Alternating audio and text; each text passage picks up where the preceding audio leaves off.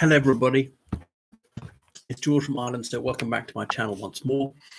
So in this one, I'm talking about Turkmenistan relationship with China, because just a few days ago, on the 5th of January, Serdar Berdimuhamedov arrived in Beijing for the first state visit of his presidency. Remember, he's only elected a few months ago. He took over after his father, Gurbanguly Berdimuhamedov, retired from that position and is now as the position Arkada, as in protector of the nation.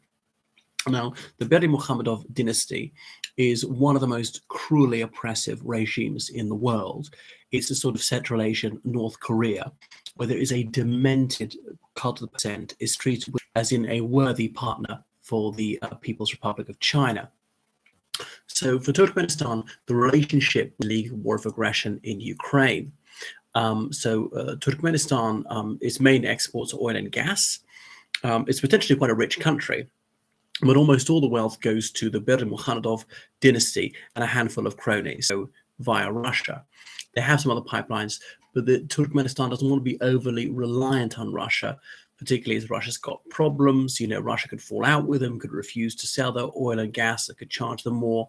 Turkmenistan has also got guest workers who are laboring in Russia, often in blue-collar positions, because the Russian economy has shrunk 10% this year. They have less need for them. It's been a miserable 3 years for Turkmenistan. Low oil and gas prices, okay, they're coming back up, but a lot of people are malnourished there. There are state food shops that sell things in very long queues. Things run out very quickly. You can only buy a very limited amount. There are private, no fair elections, no right to a fair trial, which is in the army. Young men are absolutely brutalized in the military, and so on. The secret police is omnipresent. The severest tortures are used against death in police custody is not a rare occurrence.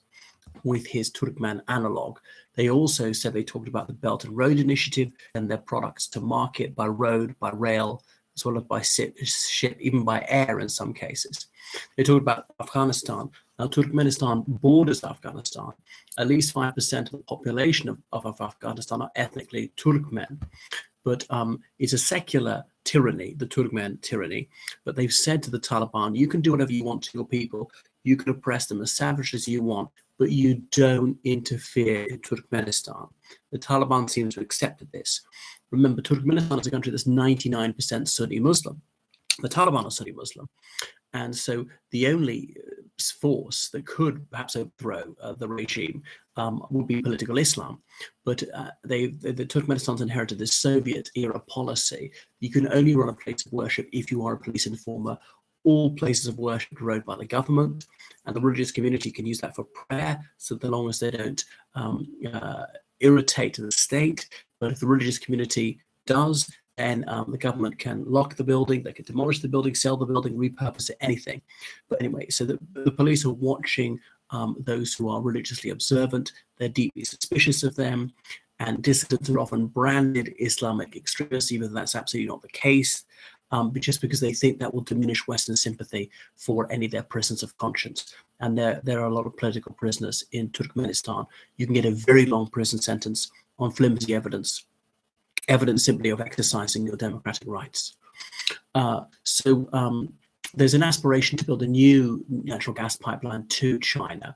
There's already the China Central Asia gas pipeline, but that's nowhere near capacity. It's really trying to avoid going through certain countries' reserves on the planet. So gas sales to China are absolutely crucial to the economy, particularly because, as I say, they're not making much money out of guest workers, and they've got 2 very miserable years to make up for. So the trade with China is worth $10 billion a year to Turkmenistan. Most of that $10 billion comprises gas sales to China. Turkmenistan doesn't buy that many from China, partly because most Turkmen people are just so dirt poor. So price volatility has been a headache for Turkmenistan, and of course they have to repay the Chinese for pipeline construction, and that's really wreaking havoc with the economy. But anyway, annual trade with China increased 53% year on year in 2022, but that's partly because 2021 was so bad because of coronavirus. So a lot of people are on the edge of starvation in Turkmenistan. They can't afford heating, electricity, and it is bitterly cold. in the winter on the steppe. They have just the minimum amount of clothes. They live in hovels. It's horrific. They can't afford medical care. The previous president, when he was health minister, he closed loads of hospitals and clinics. So the country suffered from inflation and a paucity of nutrition. Are usually kept closely guarded secrets, so that we don't know the price is being paid, we don't know what the terms are, and we don't know the duration of these contracts, because transparency is really not the default setting in Central Asia, particularly for Turkmenistan, which is just very oppressive. It's got sort of full spectrum state surveillance, and indeed has how would else I put it? 360-degree propaganda for the regime wherever you look. On television, on the internet, on posters, on the radio, in school textbooks, everywhere, really adulating the president and his father. So Turkmenistan is part of the Shanghai Cooperation Organization, along with China, most other Asian countries, Pakistan, India, Russia, and so forth. So Ashgabat is Turkmenistan's capital, and ironically enough, in Arabic, it means the city of love. But there's little love lost there for the president. So the Turkmen regime has few partners, is strictly neutral, and therefore has no other alternative. So China knows it has Turkmenistan over a barrel, and they're going to exploit that to the max. So Turkmenistan obviously doesn't want to be ripped off, but they don't have an alternative. So we know that Turkmenistan is run by the Berdi Mohammedan family. It's little more than their fiefdom. And so China doesn't object to this oppressive regime. So Russia stopped buying Turkmen gas a long time ago. Then about 2000. So Russia stopped buying Turkmen gas a long time ago. Then about 2018, they started purchasing a bit. That's partly to kind of keep Turkmenistan sweet. So in June 2022, it's just after Serdar Berdi Mohamedov, he became president. That's when he flew to Moscow for his first trip abroad since being inaugurated. Obviously, the Putin regime had congratulated him, part of the Tyrants Trades Union. Berdi Mohamedov, he speaks for Russia as well as Turkmen passion for the needy. When he's a provincial governor, one of his main duties was to meet petitioners. Mohamedov, he was given a warm welcome in Russia because, of course, Russia had no friends at the time, and being Billy No Mates, they wouldn't even accept him as an envoy. The Turkmen regime is striving to keep its option open at races, but Russia is in no position to help Turkmenistan, considering that the war against Ukraine is all-consuming, considering the impact of to militarily support them and do anything for them, and just doesn't really have headspace to think about other things. So in December 2022, Turkmen government began a campaign to warn the youth about the perils of Western propaganda, which was a mind virus. It was jeopardizing their morality, their identity, and so on. And that obviously very much. There's a pipeline from Turkey to China. The lines are called A line through those pipelines is Turkmen, bit from Uzbekistan, bit from Kazakhstan. So Turkmenistan would like to build a pipeline B that would bypass Kazakhstan, go through, first of all, Uzbekistan, then Tajikistan, then Kyrgyzstan. But that would be tricky because Tajikistan and Kyrgyzstan are very mountainous. The plan's been around for over a decade, but the governments have not, with Kazakhstan, to turn off the tap so they can sell more of their own gas to China. What would Turkmenistan do about it? It's not a militarily strong country. It's got a fairly strong population, and so on. Kazakhstan's got a close relationship to China, borders China, and so on.